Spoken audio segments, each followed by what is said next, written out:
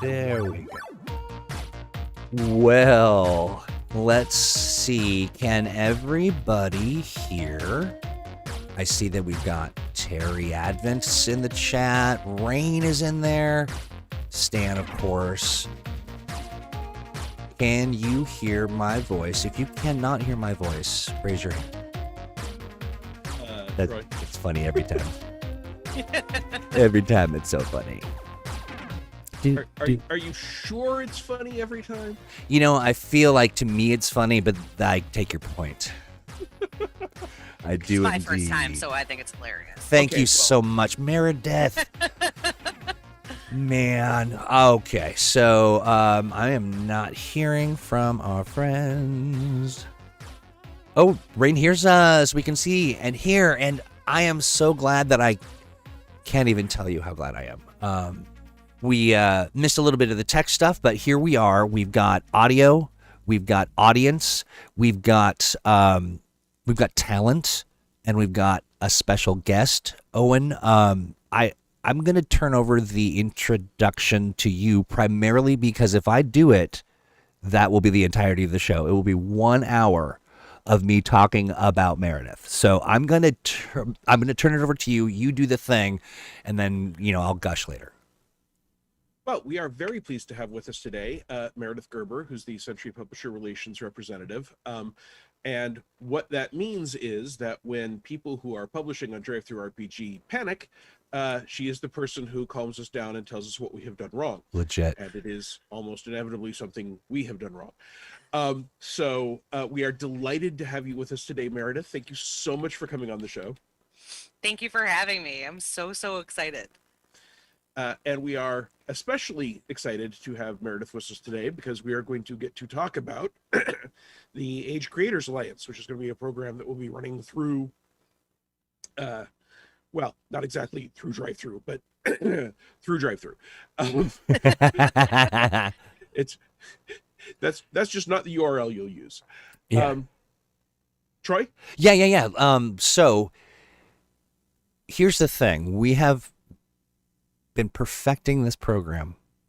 It's been incubating and we baked it a little bit. We've seasoned it. When you taste it, it will be like a fine aged cave cheese. We've burned it, thrown it out, started over from scratch. It's true. And then smashed it and threw that one way and then brought it back. But here's the thing. I was talking to Meredith before we kicked the show off. And by the way, we had a delightful talk. So cooking with Troy. That's right.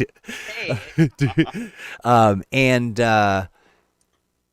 been a hot minute, but one of the guiding lights through this, it feels like years. I mean, I'm sure I'm exaggerating, but it feels like years. But Meredith, you've been there to kind of keep us on the rails. The Age Creators Alliance for this particular phase is going to have Fantasy Age and Modern Age, and we're doing some negotiating for some of what it won't have is our licensed you won't see The Expanse, but Blue Rose, well, it depends on how good you are. And so if you're good, I'm talking to people who are in the chat right now, I'll look, let's see, we have 80,000 people watching right now, which is nice. A little low in the numbers, but so Meredith, this community content program, how long has it been around sort of as an initiative of your organization? Oh, goodness. It's been several years, like a long time. Yeah. A long time. I can't even remember when we started.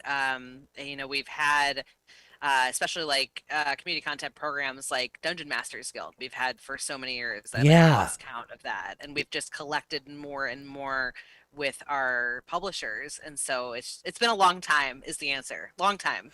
Well, and so give you the exact date. Yeah, no problem, no problem at all. I mean, honestly, so you've been at it for 7 years over there, right? That is quite a tenure, and so thank you. And given the fire hose of content, it is just incredible. The sheer volume is staggering, and so forgiven, and so the thing I do. So did it start with the what was the Dungeon Masters Guild, or what is it? The Dungeon Masters Guild, yeah, Yeah. was one of our first ones. Mhm. Gotcha. That's great. And so then, talk to me a little bit about, as much as you can, and just make up the parts you don't remember, because that's what I do. Sure. I mean, it's not like anybody here is gonna No fact one's check gonna us. check. No one's gonna check. Yeah, what's so funny is they all will, because they're all very that know. way. And if we Don't did quote me check, on it. if we did check, we'd ask, you. So That's right. So it works out. Yeah. I'll tell you whatever you want. Here's the circle of lie. I love it. Yeah, Meredith, talk a little bit about how the evolution of the program over time, and Sure. and where we're at this current phase of it. Yeah, absolutely. So, I mean, before then, we had Drive-Through RPG, Drive-Through Cards, War Game Vault, Drive-Through Comics, Drive-Through Fiction. It's been kind of the family for a long time under one bookshelf. And then community card creators, I believe, started first. So we have a lot of those, and then we kind of expanded into community content. And I believe, I think DM's Guild was the first one, or Dungeon Masters Guild, which is the Coast 5e. And that was big. That was very, very big. Huge launch. It still is a massive site, which is great. And from there, we started, contacting some of our top publishers. Like we have Monty Cook. We have, the Cypher System. We have Onyx Path has like Pugmire and a couple other ones as well too. And it's just every year we collect about like 3 to 4, 5 new ones across the board. And yeah, and so like that's kind of the short version of it. But it's a place where people can, one of two things: one, create content for, their favorite games, and two, a lot of these community content programs are great practice for people who really want to get into RPGs, but they're like, I don't know what I'm supposed to write. It's kind of good to start there, because you can write in a system that you understand, and you don't have to really make up the mechanics for it, or the lore, because it already exists. So yeah, and it's kind of evolved too. We have a lot of community content programs where publishers have taken, those writers on to like their actual books, because it's essentially submitting a writing sample. It's the same thing, Yes. if someone loves it, it's great, so. Well, what's exciting too is yeah. now this is, it really is sort of a business partnership, right? I mean, it's because people can submit and get paid. They get royalties. Yes, they do. 50%. So, which is also kind of rad. 50/50. That is amazing. So when go ahead. And anyone who's in traditional print publishing who has sent books out into the world knows that 50/50 is not a bad deal. Yeah. It really isn't. And I don't mean to sound like a jerk. But when I was looking at the split, I was like, where's the scale? How do I change this so that the split is baked in? And that's phenomenal. So when you decide to do that kind of thing, like to bake in the split and sort of that preparing that space for people, this is a really unique place for community people to be in. And I see a lot of companies that facilitate user-generated content, even in video games as well, but none that are as focused on equitable split and opportunity. This is really, I mean, I can't imagine, and I bet if there was some kind of a documentary, we could unpack how many careers this has started. Yeah, a lot, especially with, like I mentioned, Dungeon Masters Guild. We've had a lot of writers kind of go on and to do their own thing, or they've worked for Wizards. I know that's happened with Chaosium too, for Miskatonic University, which is, or not University, Miskatonic Repository. I always say university, and I'm like, that is a location. But yeah, it's created a lot of, because that's where people get their start. You know what I mean? And it's a great opportunity, and you get paid, which is like the other thing that's kind of cool. So yeah, because that just becomes the thing you get to put on a resume. I mean, like, that is the deal. And if you're not a creepy jerk face, then you will get some work. Yeah, that is awesome. And we've talked about that on this very stream, and we've talked about it on Mutants Masterminds Monday. People are like, how do I break in? And it's just like, be engaged, don't be awful. Yeah. Don't be a jerk. That's number one. Yeah. Yeah. The opportunities can be hard to find sometimes. I mean, when I was entering the industry, there were maybe half a dozen RPG print magazines that you could go for.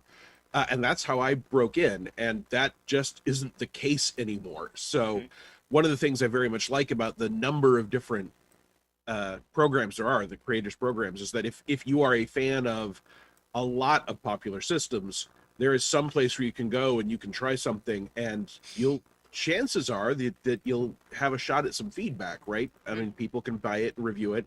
And if you don't do well at first, that feedback may not be particularly pleasant to read. That's part of the industry. But it gives you a chance to learn and get better and keep doing stuff. Yeah, 100%. Absolutely. And the community is great. That's the other thing too, is like the community are one big family. Each community is super supportive of each other. So for the people who are like, I can only write, I don't know how to do layout, usually there's someone in the community that can help. Same with like just getting together. Yeah. So it's kind of nice. And especially when you have veterans, you know, who you have new people come in and they're like, I don't know what I'm doing. And you have people just completely, you know, just help them. And it's just cool to see. Yeah, think about that for a sec. Where do the members of this community get together to communicate for each different one? Yeah, so that's up to the publisher. They kind of work with me or Adriel or whoever is in charge of the program. They work with the publisher on what would be the best way to communicate. A lot of people are on Facebook groups. There's also Discord groups as well. There's like an unofficial DMs Guild one, but we have an official Facebook. Sometimes they break off and communities do their own. So it's really up to how the community grows. How can talking about sort of the various ways that developers approach this kind of publishing arrangement? I'm imagining it's as diverse as there are organizations. What can you speak to? You know, I certainly don't want to dwell on any sort of challenges, but more so like what are the things that people are doing that are really resonating with communities? From the publisher standpoint? Yeah. As far as like support from, for the community content program. Yeah. The best example I always say is, aside from, Wizards, if you look at Chaosium, Chaosium consistently promotes their, new releases with community content. They honestly are super hands-on too. Like they encourage people. They put stuff in their newsletters, and which is really, really great because they're using their audience, their platform to lift, these new writers up. And it's very, very cool to see that. Yeah. And then Pinnacle, they, for their Savage Worlds community content program, they I believe it's once a year. Once a year, they'll do this big newsletter where they're like, here's, our top sellers, in this. And so they do a lot of that kind of promotion for them, which is really nice. And then of course being available, that's another thing too. MOB at Chaosium is consistently available for questions and will work with people. And also they got 2 ambassadors on as well. Chaosium's the first one to do it, where they have actually a community content creator as an ambassador to help essentially facilitate questions. Nice. And things like that. Yeah. Mm-hmm. Yeah, I mean, and a good business decision as well. The more of this stuff that goes on, the more connected people are to your company and the product. And I mean, all that stuff is amazing. And I'm taking notes. This whole thing has been a ruse. I just want all the secrets. So, Owen, do you want to talk a little bit? So in the context of Fantasy Age and sort of things that you have seen by way of community content, things like one of the things I love about Owen, and so we have this 2 powerhouse titans of industries, hanging out here with us, talking about. I see that face. Talking to us about this stuff, and also problem solvers and creative sort of get-arounders, the obstaclers. Talk a little bit about. If someone were approaching this program for the first time, and a lot of people are, or they're just now wrapping their head around the fact that I've been waiting for this for, what feels like years. And so let's talk a little bit about sort of what they should do and maybe some of the do nots, but maybe some of the, and why don't people think about this, get some of that creative stuff going. So, I personally think that the real benefit to the community and the community for each game system is that this creates a place where people can get in and do things that maybe the publisher didn't even think of, or the publisher has thought of and simply doesn't have time for, right? And you can discover if there are things going on, interests in the purchasers that you had never thought of, right? Like if when Fantasy Age opens up, if someone does a Fantasy Age campaign that is all about bunny centaurs versus rat folk noblemen in a railway war, and that's a huge hit, that would not have been our guess, right? That would not be where we would think that the community is going. And so that's useful feedback that someone's making money on.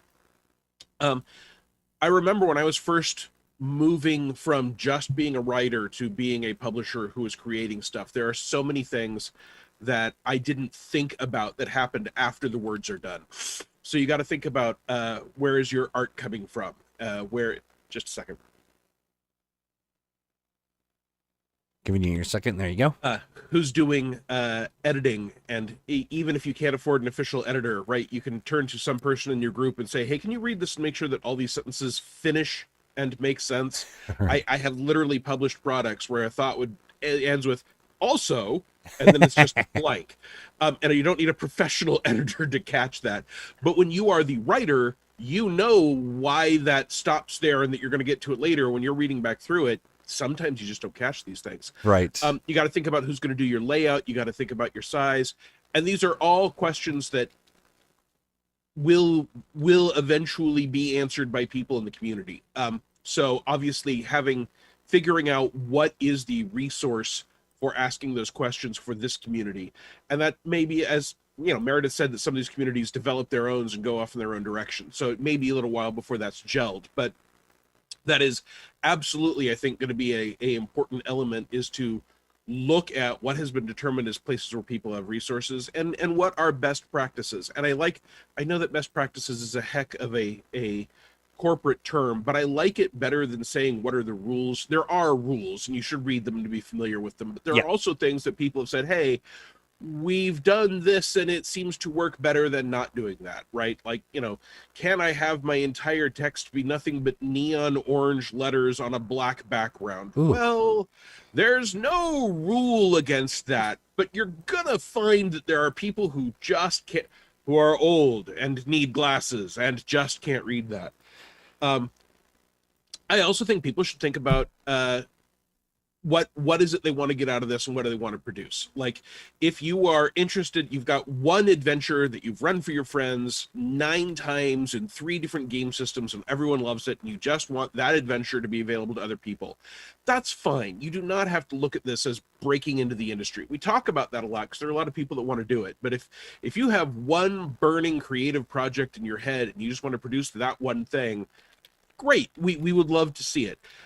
If, on the other hand, you're thinking, hey, I want to eventually have my own streaming show and have 12 employees and a warehouse in the Bronx, and I first of all, be aware that is extremely difficult. But also, if that's what you want to do, think about, what is my core product going to be? How am I going to support it? How much time is this going to take? I will also dip my toe into something that I don't know how much the communities are helping with, but also think about your taxes. And I mean, like income tax. If you make money, whatever government you are working under probably wants their cut. I am not a tax professional. I have a tax professional prepare my company, RPG company taxes, because they're complicated and the rules change and there are legal implications. So, you know, if you've made $50 in a year, you can, this is not tax advice. If you've made $50 in a year, you may well be able to wing it. As soon as you start to make 600 or more bucks in a year, you definitely want some professional, or to become an expert yourself. There are people that can do that. I'm very impressed with them. I just don't happen to be one of them. So that sort of thing, right? Keep track of how much money you're making. Keep track of how much money you're spending. That can be relevant later down the line. In the maybe you didn't think about this note, when you are reading critiques and feedback and reviews, don't take them personally. They are going to feel extremely personal. Now, if there's something inappropriate in there, that is a perfect time to communicate. That's one of the nice things about having a professional company oversee these programs. If something inappropriate shows up, contact your representative and let them know, and that will get fixed in a heartbeat. Please. No one needs to be abused because they want to be creative. So Now, please be aware that's a different level of thing, and people will help you with that. Yeah. But if someone just doesn't like what you're doing and they are entirely appropriate in their language of how they don't like it, that can still hurt. That's just part of the game. Right. Well said. Go ahead. And if it's someone who's never published anything, always remember on your little high horse that you did it and they didn't. Go ahead, Troy. That's right. Arm yourself with, yeah, but look where I'm at. I'm a millionaire now. Meredith, speaking of that, I think one of the things that holds people back from doing this kind of thing is the risk and the fear of failure. And so, when someone uploads something that they've created, they've worked with they've built within the parameters of the program that they're building content for. So they got to outlay just a bunch of cash, right? Like they got to give you some money, like they got to give you $3 bazillion before they can upload, or like, how does that work? Sure. So when someone uploads, that 50 30 20 actually split, that happens automatically, so they don't have to do that, which is nice. So that happens automatically, so you don't have to worry about that, where you're like, okay, like I made $15 and some money's gonna go to One Bookshelf and some money's gonna go to Green Ronin. It happens automatically, which is nice. And that's really good. And I want to say to take risks. I think that's super important. I know that it's big, scary, but embracing failure is one of the best pieces of advice, especially with community content, because you're able to do so in, I guess, I don't want to say a safer environment, because you know what I mean though? It's not that you're putting out your first RPG dream project, 400 pages that you've worked on for 7 years. You know what I mean? It's a good place to practice. It's a safe place to practice with, a supportive community, and we've mentioned, you can make money off of it, but it's all taken care of in that backside, essentially. Absolutely. Yeah. And so they're really, a person doesn't have to lay out a bunch of cash. It is, they just create the content and share it. And again, within the confines and the expectations of that particular program. The other thing that I really like is that, this is, I could see this being very terrifying to people who are, they're kind of steeped in the tabletop role play community, because, role players are, they have opinions. Yeah. And they share them very vocally. But that shift from participant to actual facilitator is it's an important one. I think it changes sort of the way you look at the world, but you have mechanisms in place. So if someone's just, they're just, it's all ad hominem. They're talking about how awful you are and your mother is, and, and this content is the worst, and, burn this person at the, at the stake. The reality is there are protections there, and a person can, report, any sort of harassing comments. And the thing that's important, I think, just as a person who's been doing this with, for a couple decades, when you feel that red rage, that face flushed, eyeballs bulging, angry fury, and you're just going to once and for all waylay the person who has critiqued your work with a string of words, stop and breathe and don't. Yep. And just don't. It's best for you. And I've seen, the thing that people, I think, don't understand is when you cross through that membrane of, a consumer to a producer, you're playing by a different set of rules. And I've seen people who, very promising careers, that one day, because of stress and strain, they kind of lost it on the internet, and then it damaged their career and it damaged their opportunities. Yeah, I want to jump in for just a sec. Please do. Oh, no, please do. You're not wrong, but there are kinds of personal attacks and kinds of discrimination that I think being angry about and even bringing them to other people's attention publicly because anything that is said on a review of your game on a page, that's a public statement, right? Yep. That is not someone communicating with you quietly saying, hey, can I tell you something about your kerning? And I don't want to give people the impression that they have to hold their tongue, or that they are not Very well allowed put. Yep. to say that I was 100%. not treated properly. And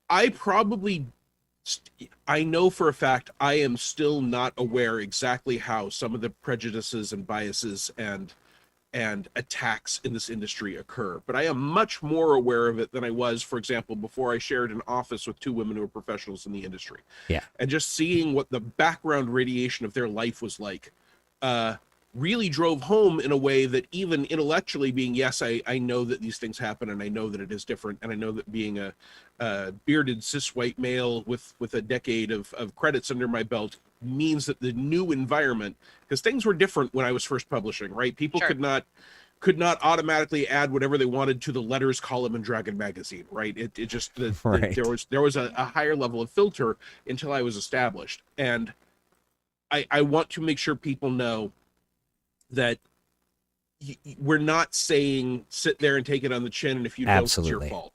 No. We're not saying that. And if you, but Troy's not wrong that you can get a reputation, earned or not, that harms you in the industry. So you've just got to balance these things. Absolutely. Stand up for the injustices or things that cross your path. 100%. Call it out, but don't do it in that rage.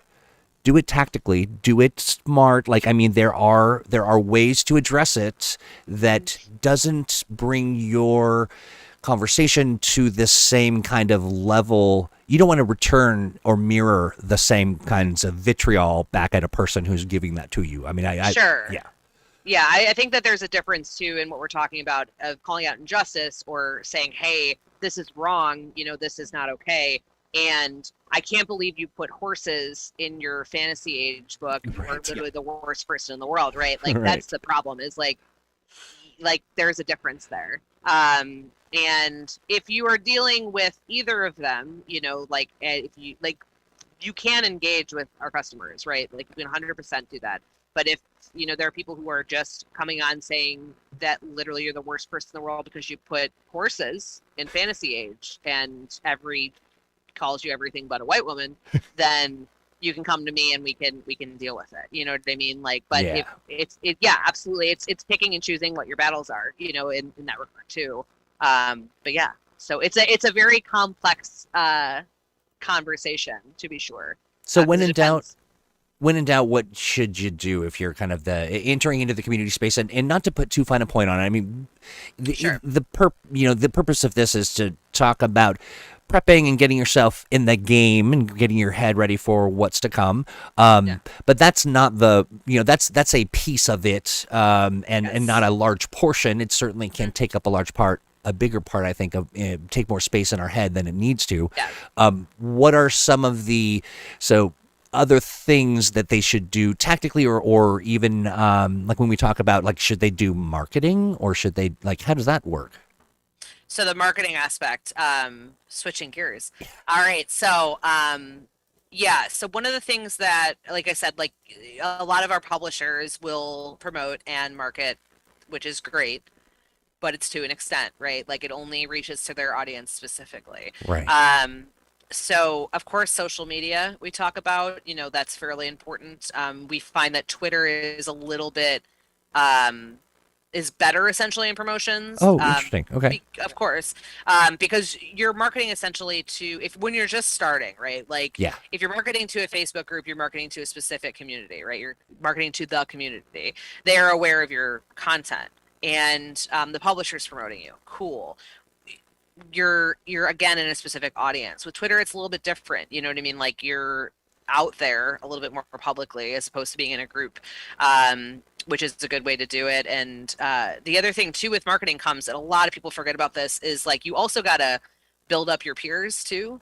A lot of times people are like, I'm just going to yell about my one product forever, which is great. But the thing is that it's important where also part of a big community, even Yeah. if even like the little community of community content, but like it's not even little, it's also huge. Yeah. But, our industry, essentially, our industry is not going to survive if we consistently are just going to be talking about ourselves, right? Like, it's important we lift each other up because it's a big circle of lifting each other up. You lift these people up, they're going to lift you up, and rising tides, etc. And so Yeah. that's really important. And engage too. Like, be excited about other people's, content. That's the thing. It's like you always go with the intention that you don't expect anything back, right? Like, if I see Owen has something out, I'll retweet it and be like, heck yeah, Owen, like, great job.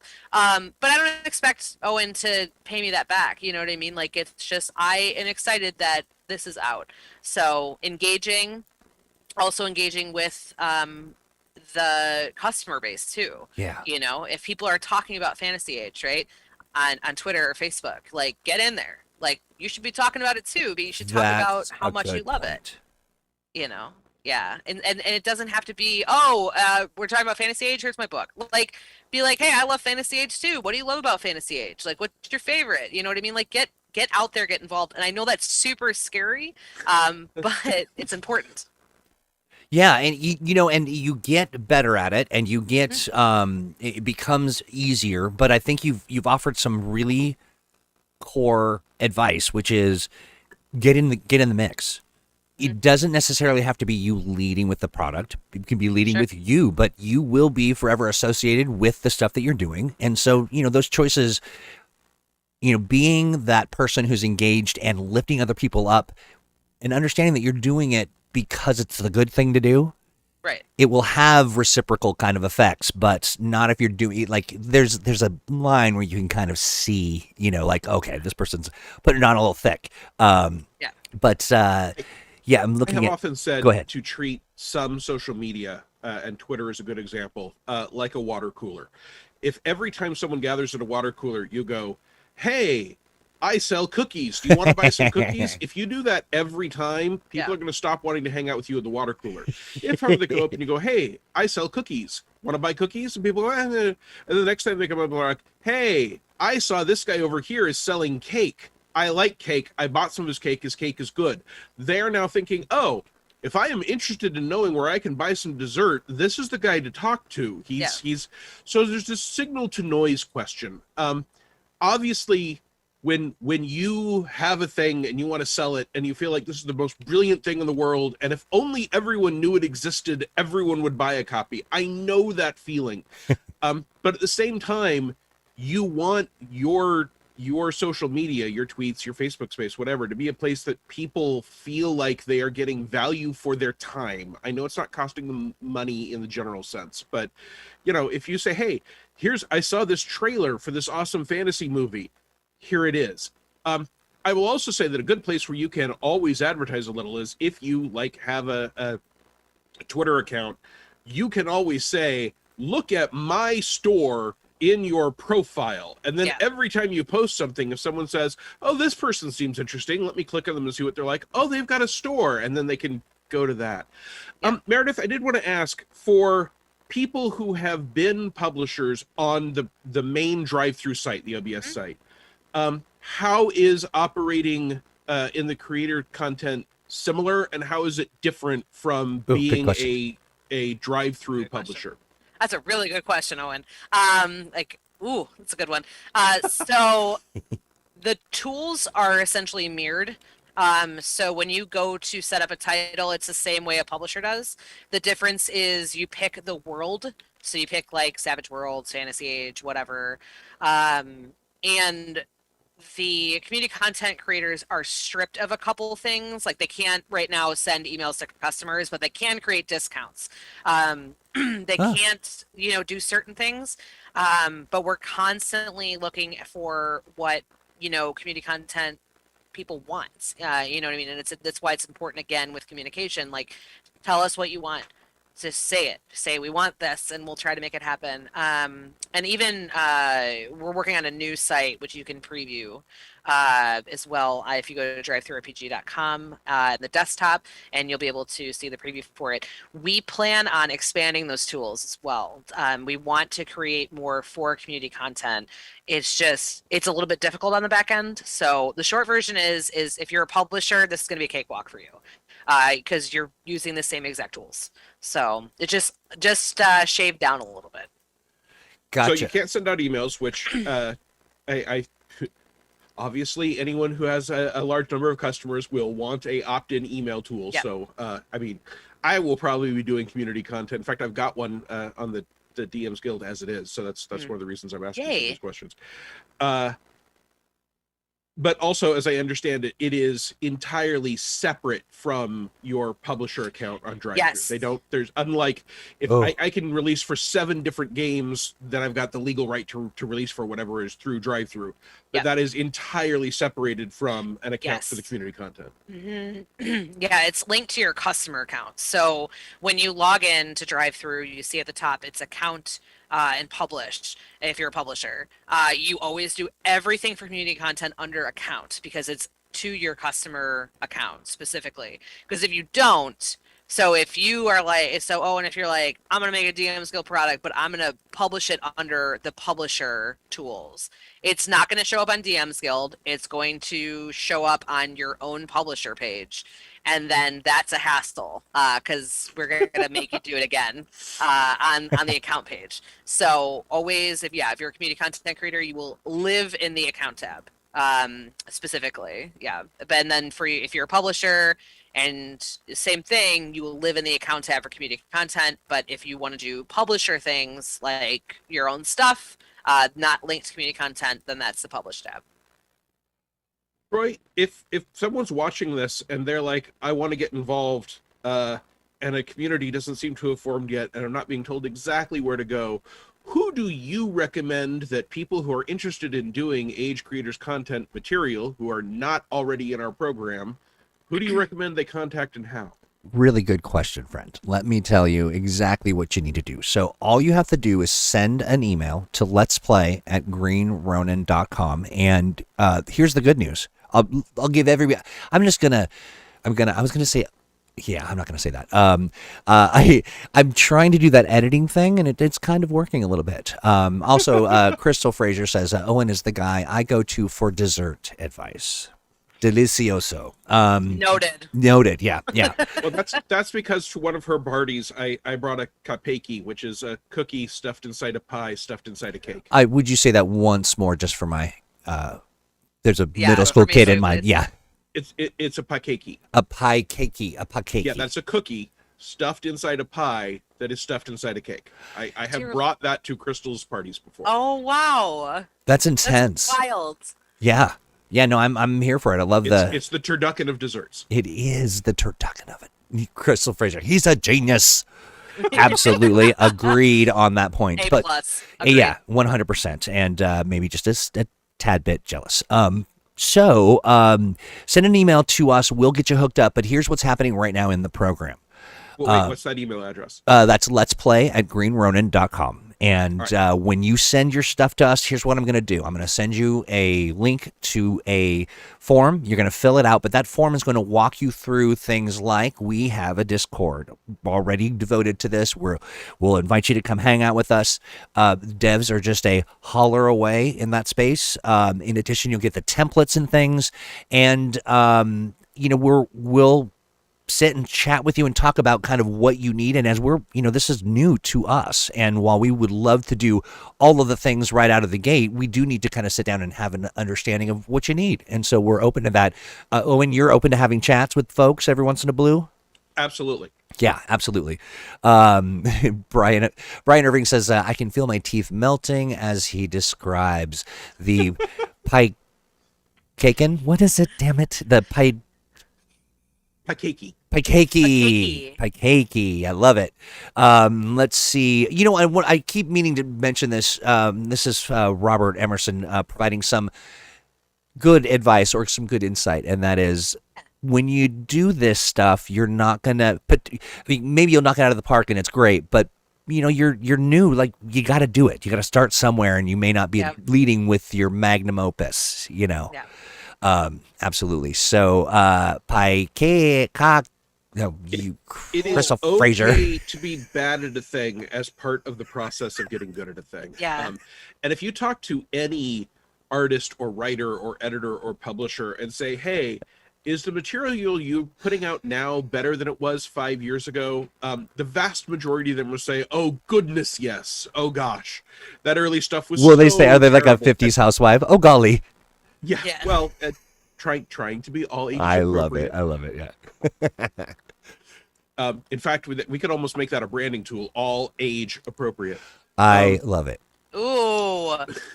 Ooh. People may not know this about Owen, but he is kind of I'll say, like, guerrilla marketing and sort of grassroots stuff. Like, you keep the engine going. It's amazing. Yeah, it really is. Well, as again, I've been bad at so many things for so long that inevitably I got better at some of them. True. And no kidding, right?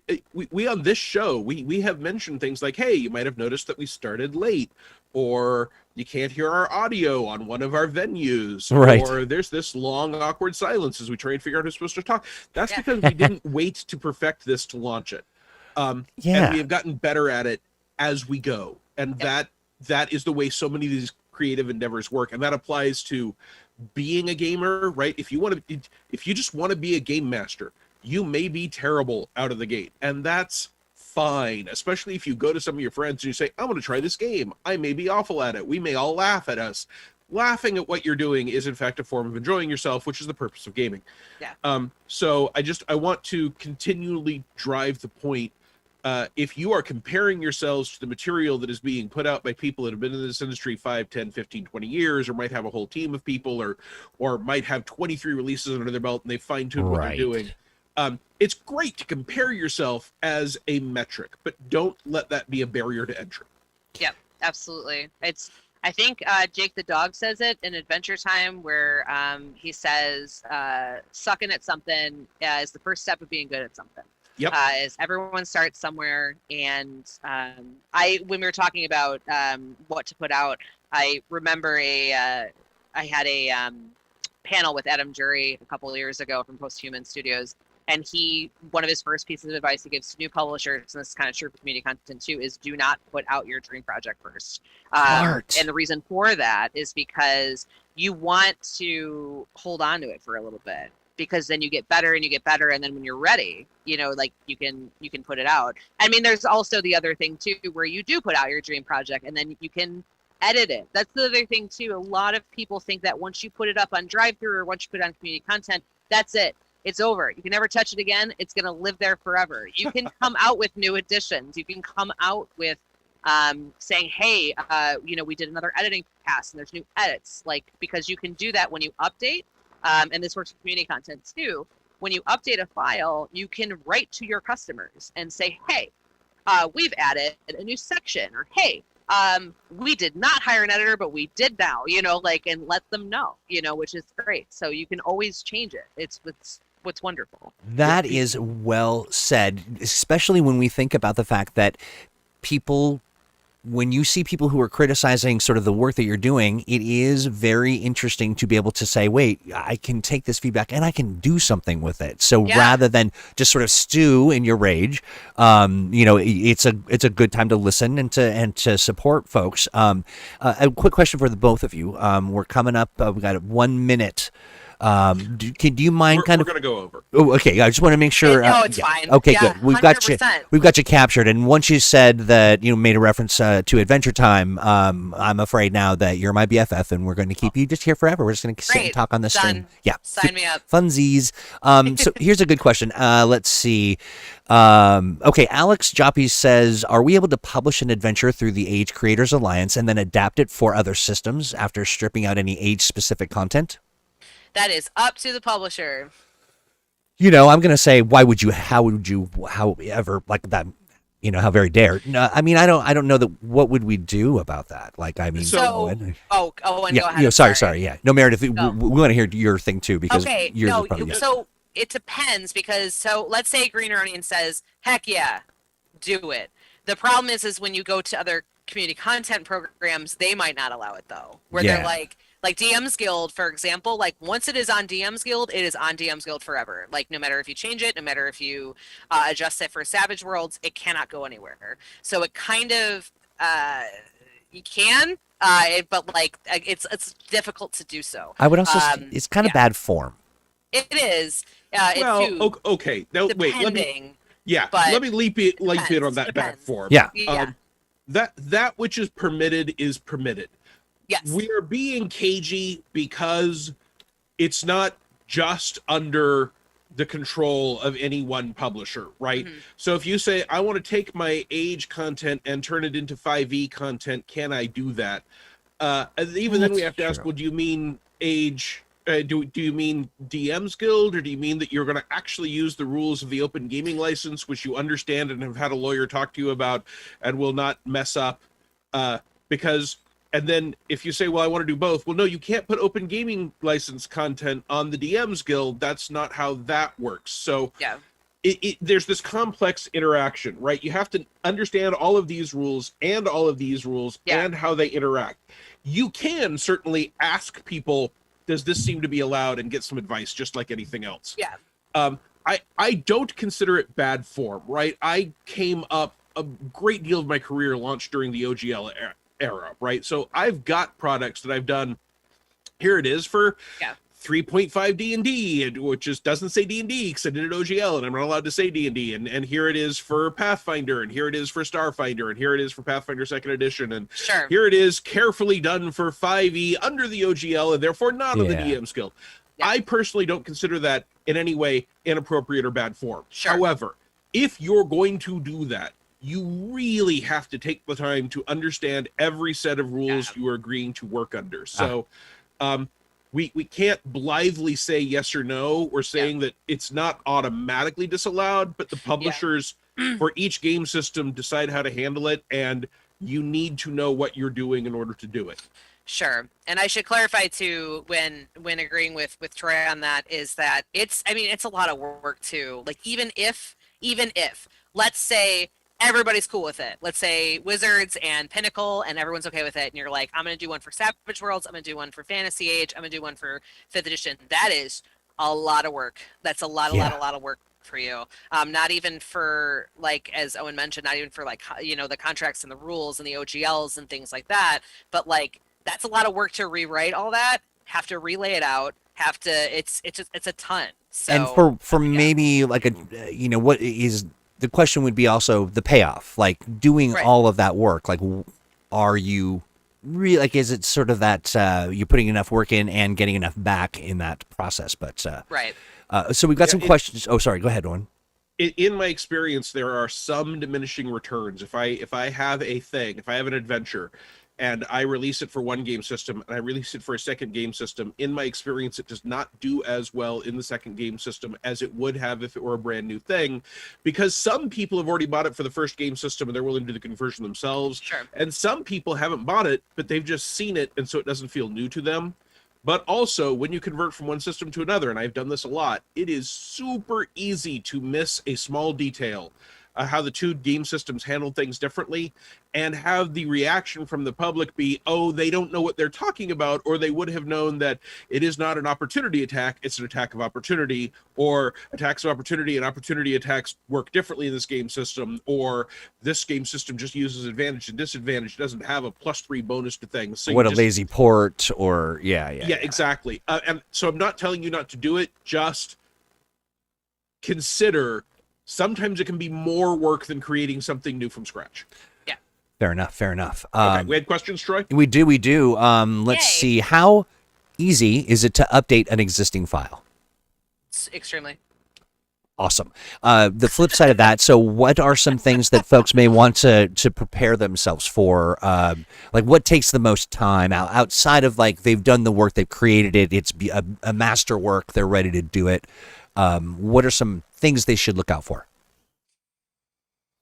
In terms of like the steps that you look out Yeah, for. yeah. Are there anything? Is there anything that's particularly tricky, or like anything that they should be? They've done all the work on the content. Do they need to like? Should they be a business, or should they like? Are there some things that would be in the way of them just publishing it and moving on and becoming a world famous content creator? Owen, do you want to go first? Yeah. I can see. I Can can see. you- right? I Did you can see his just face? ready. Yeah, Owen's like, all right, let's do it. Yeah. So we can't tell. Hey, first of all, you might currently be in Australia and we're not. And so the rules for what is and isn't a business in Australia may well be something that we have never had to deal with. So look up your local rules on whether or not you need to be a business, right? Like here in America, you probably, I am not a lawyer. This is not legal advice. Right. Right. You probably can just be a sole proprietor and do everything under your own name, and it will be treated as your own income. That, again, has tax implications. And again, you probably don't need to worry about those tax implications if you're making $15. It is, what do you want to be, for me, is really the question, right? Like the whole point of having LLCs in the United States is to be able to have a company and use some company rules and have it not be hugely expensive, but there is some outlay of cash on that, and you do, generally speaking, need a lawyer to help you with some of those things. As far as the general steps go for going through, I was really fortunate in that when I was first getting into doing things with drive-through, I was part of Super Genius Games, and they'd already put some things up so they could walk me through the steps, and I learned slowly over time. I honestly think it is probably worth it. If you have never done anything with any of the community content programs or drive-through or RPG Now, if you're someone from the age when you might have done RPG Now separately from drive-through, it can be worth it to say, okay, I'm going to make a 2-page product. I'm going to call it Test Case the Adventure. It will be 2 encounters, and I'm going to try and go through absolutely every step of this, including putting it up and putting it for sale for $1, so that I will have done that, and so that I have not been marketing my 64-page adventure with full splash ads, and I've got everyone excited, and then I run into a hiccup and I can't get it on my launch day. So it can be worth taking a test case, make it complete, but that way you can know, it turns out my file upload isn't complete. Oh, it turns out I don't know what button to click. Oh, it turns out for some reason my machine is hanging up on this step of the publishing process. Yeah. These are all things that you can get help with, but it just can be useful to go through it all once. And occasionally it'll change some, but generally speaking, the skills that I picked up in 2009 are still relevant for putting things out. Mm-hmm. I also want to touch on, currently your community content programs don't have print on demand options, do they? That is up to the publisher. Also, oh, okay. We have, I think personally, I think Chaos Team does it really well, which is they will only allow it if it's a mithril seller. That way, people aren't coming to us being like, "Can you know what I mean?" Because the issue that we run into a lot with community content is that a lot of people aren't layout designers, which is fine and that's totally valid. You kind of learn how to do it, or you meet someone and then you split your royalties with them, and it goes great. But every community content has a different rule system. Some are like absolutely not, no print on demand, we're never doing it. With Chaosium, them having like, oh, it's got to be a mithril seller is great, because that means, okay, is it going to be worth it for it to be in POD? Sure. Obviously a lot of people have high demand for it in digital. Like obviously they would want that in print. But if something has only sold, 5 copies over a year, probably not going to be worth it, especially what you're going to be paying to a layout artist and an editor and all of that to get that all set up. So that's the answer. It up depends. If it's not clear to people, getting something ready for print on demand has a different layout requirement than the PDF. You can't just take the PDF and click a box and say, oh, make this available print on demand. It's got a different set of rules. And that's not easy, right? Like literally in the past month, Meredith sent me a note saying, hey, this thing which you got a proof of and people have been buying now has a problem that you need to fix, right? That happens, and a professional person with experience doing layout for print on demand for drive-through, and that is a big enough market that there are people that are experienced with that specific thing, is useful, because I wouldn't have been able to fix that problem. I had to go to my layout person and say, how much is it going to cost me to have this fixed? And they were like, eh. But It happened, and that's a multi-100-page book. For me, it was totally worth it. The sales are good, Yep. and I appreciate Meredith reaching out and telling me there's now a problem with this thing, so we could get it taken care of. But it does mean that there is a different, the barrier to entry and the outlay is higher, and again, it might be worth it. I think it's worth it to do a small test case for things like just getting your first PDF out. For print on demand, I would actually recommend you get with somebody that has done it before, because there are different hoops, and if you are smarter and more experienced than me, ignore that advice. But by all means, if it seems insurmountable, reach out and find someone who has done it before to hire or to help you with the process, depending on your relationship with them. Yeah, and that goes with the community too. Like we talked about having a community, and once you start building that, if somebody has done it, then you can go to the community and say, hey, who's done print on demand? Can somebody help me? And that's even true to asking in the industry as well. Because like Owen said, like there are people who are very, very good at that, because our printer lighting source is wonderful, fantastic, amazing, but they have specifications. And if you don't meet those specifications, then either the book's going to get rejected, or the book will come to you, because the thing is lighting source, our printer is not psychic. So if your book, for example, is backwards, unintentionally, and it prints, and you come to me and say, Meredith, this is printed backwards, and I say, well, your file is backwards. Right. Because lighting source isn't psychic, so they're not going to know. They'd be like, "Oh, this is obviously done intentionally." And they're not like then that reading costs you page by money and time. page. Yeah, they're printers. They're not proofreaders. Like Yeah, absolutely. Yeah, and it's a lot of money and time too. That's the other thing, is like you want to make sure you do it right, because if it slides through with a some type of error, you have to get that proof. Find out weeks after that. Okay, that's not going to work. You have to redo the process all over again with that risk. And we always say that we are happy to check your files before you do. Please understand if Green Ronin allows that, like please take advantage of talking to us, even if you are positive. You are so positive. You're like, I got this layout thing down. 100%. Still send it to me, because we can just triple check just to make your life easier and our life easier and save you time and money. And not only that, but you get to build a relationship. Those people that are helping you, and the people you want to know Meredith. Meredith literally will be the person to get you out of the jam that you didn't know you were in. So, that's a great thing. There's a couple more questions here I want to dive into. I do want to, Stan. Stan has been. Stan has been like making incredible pictures. You might have seen them when we were kicking up the "We'll Be Starting Soon" slate. But Stan says, "I've been doing this for a long time," which is like 150 years, I think. And there isn't a point where I don't look back at what I did 5 years ago and think I could do that so much better now. Agreed. But just a question for the both of you, real quick: do you ever have those moments where you do look at something you've done and you're like, damn, that's good. Like I wrote that. Like I wrote that shit. Like that's some good stuff. So, but you only get that opportunity to reflect on the good stuff and the stuff and how you've grown over time if you do it. So do it. Let's see. Here's a question here.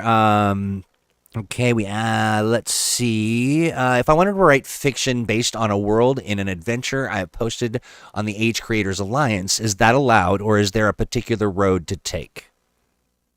Huh. That's all, y'all. Yeah, it is. It is. So I think that's interesting. Here's what I'm going to say. There's no pipeline at this moment for us to have a dialogue about fiction. I mean, you're free to write stories about your world, as you wish. Now, a tie-in fiction-wise is not currently in the cards. And I will tell you this, friends, we just can't accept manuscripts, or we can't, we can't get that. We'll reject them, and primarily because we're protecting your ideas. What will happen is we'll take a look at it, and then it'll incubate in our brains, and then we'll do something that is adjacent and not mean to, because everybody has great ideas. Well, and then there's the opposite problem. We're all part of the same Zeit geek, and you might send us a manuscript inspired by the 3 television shows, 2 animes, and 1 board game you were playing, and we've been watching the same anime, 2 television shows and board game, and we're already working on an idea like that. Right. Yeah. So, yeah, that's why we don't I don't think I've ever worked for a creative company that accepts Unsolicited. unasked for Yeah, manuscripts. So there's this weird thing. Hey, I'm if right here. you have written a book and you want to do a Age Creators Alliance adventure based on that book, and you are being inspired by your own work the same way you might be inspired by something else, but you have filed the serial numbers off it, that is clearly not something that we could stop even if we wanted to, and B, not something we'd likely even notice. When you're going more directly and you're saying, I have this campaign world and this fiction for that campaign world, when you release the campaign world on the Creators Alliance, if you have borrowed elements from the assumed setting of Fantasy Age or Modern Age, that's cool. That's what that whole thing is for. If you then start doing fiction with those same assumed background elements, that might not be cool, and we can't tell you in advance. The copyright and IP protection and trademarks are complicated sets of rules. The flip side of that is that if you're serious about this, and you want to know, can I do this specific thing, and you've got chunks of manuscripts sitting around, you can always write to us and ask, and we can figure out how to handle your specific case. Yeah. Because I tell you now, for every 100 people who thinks they're going to release both a novel and a campaign setting, at most one will actually do it. So coming up with a set of rules that will cover all those 100 theoretical cases is a lot more time and effort than we have to spare. Whereas if someone is really at the point where they might do this thing, we could talk to that one person. Well, and the other thing is, you will have a unprecedented access. So you will have a channel. But here's the thing: the question that you come with, the quandary, the worry, the concern. The community, and I think due in large part because of organizations or companies like DriveThru, and the work that you have done building both a place for people to pick up the things they love and at prices you can afford. That whole that discount system is phenomenal, and the care that you take in sort of curating both quality content and making sure that people aren't beating themselves to death in the forums or in response to stuff. It's built a community of people that love what they're doing as a hobby, but then love it even more because it's something they can connect with and do, and then be a creator. And so, that connecting with your community and talking to people and just sharing, even, and this is a little warning to gatekeepers. Let's be thoughtful about the way that we're sharing our advice, and to do so not in that way of you're, well, I'm just going to tell you because you're so dumb. And clearly, God, if I had a dime for every time someone asked that. Well, the reality is people are asking that a lot because they don't know. And so, that is an important piece. And being a facilitator of education and connection is going to give you way more clout than gatekeepy kind of, sort of teacher's pet kind of stuff. Let's see. Oh, interesting. Brian Irving says, I already have a novel out for a post-apocalypse setting. I would love to do a modern age setting based on it.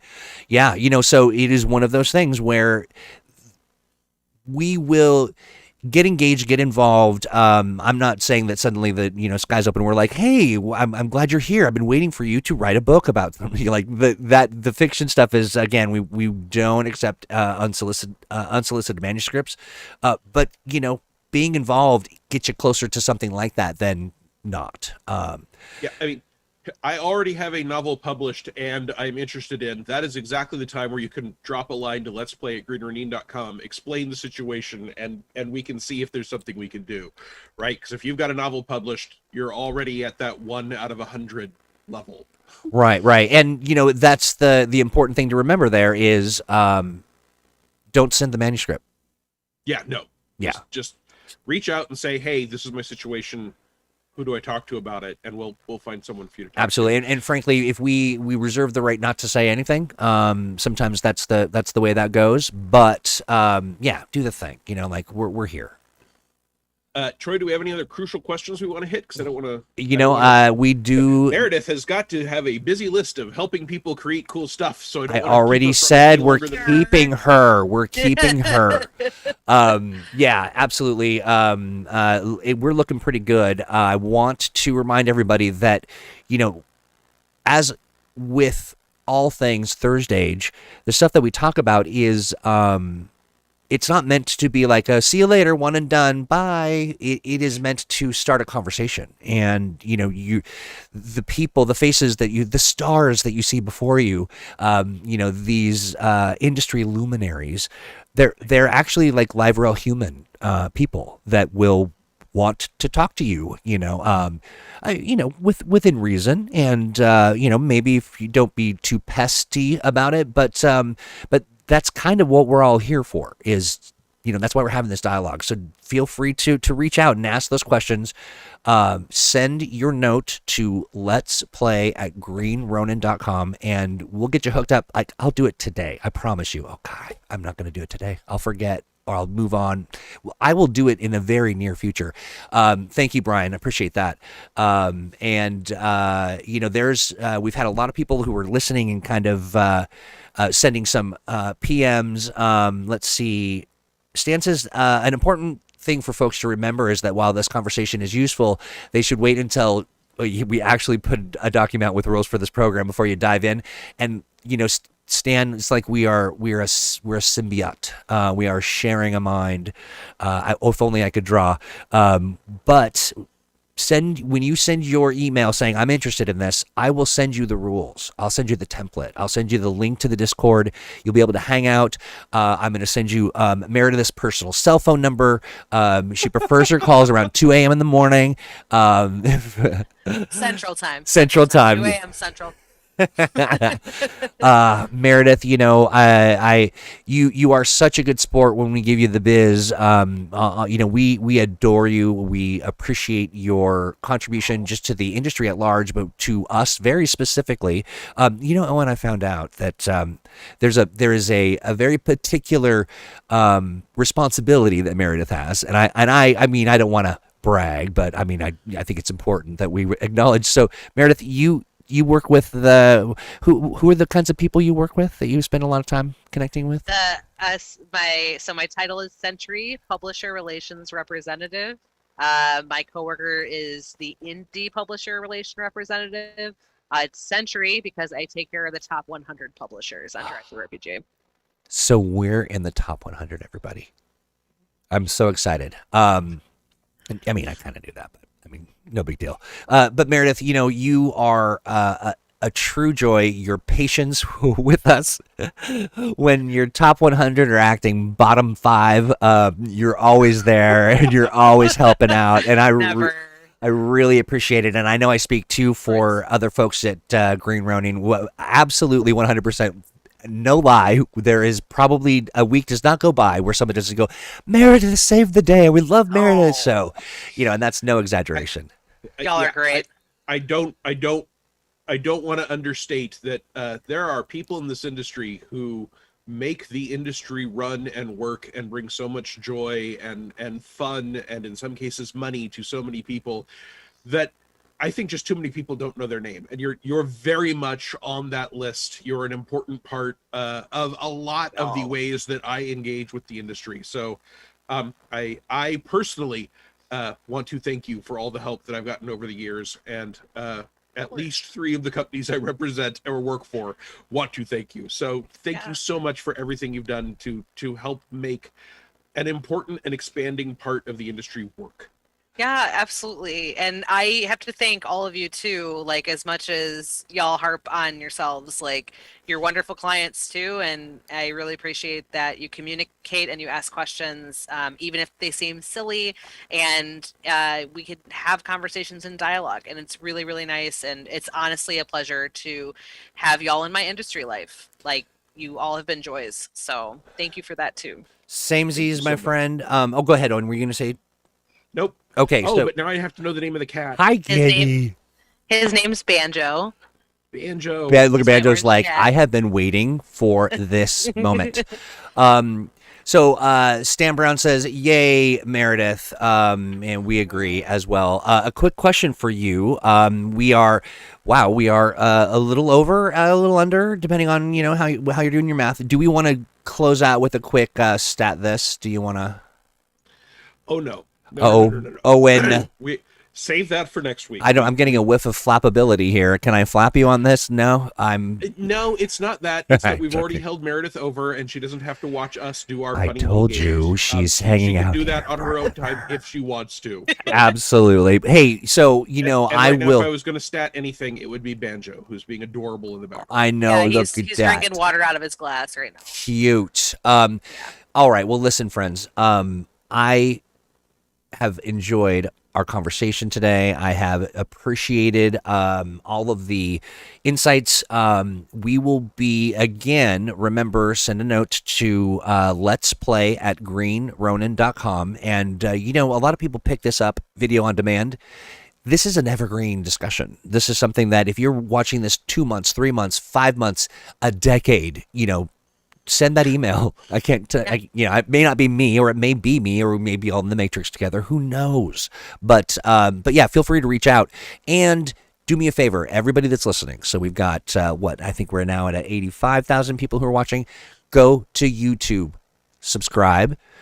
Click the bell, do the thing. I mean, do I really have to do the thing that everyone does? Like, hey, everybody, click the ding and do blah, blah, blah. It makes me a crazy person. But do that thing for us, for your beloved ThursdAGE pals. And I believe that's about it. Meredith, is there anything you want to share specific to, like, where can people find you, that kind of thing?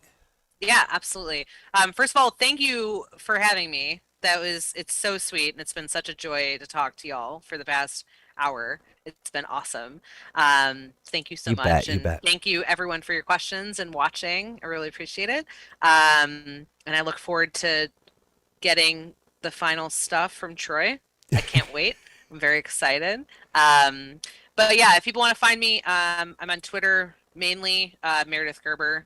I'm on Instagram, Meredith A. Gerber, if you want to see more pictures of Banjo and my other cat Noctis and the food I make. And then my personal non-drive-through stuff is meredithgerber.com.